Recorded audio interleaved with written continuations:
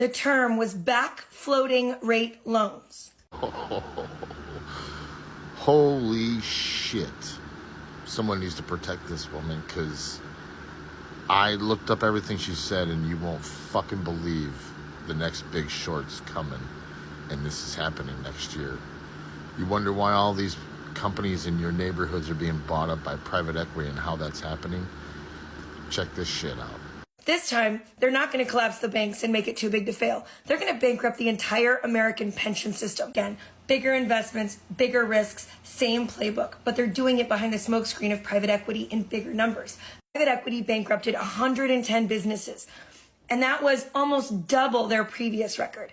There had been huge increases in the amount of bankruptcies each year over the past 3 years, but I didn't know what had changed until I got my hands on an economic report and an article and found a term that nobody could explain to me. The term was back floating rate loan. I didn't know what that meant, and no article would explain it to me. So I had to go and do research in the financial prospectuses of a bunch of financial investment firms. In the last few years, private equity has taken out $3.8 trillion in adjustable rate loans.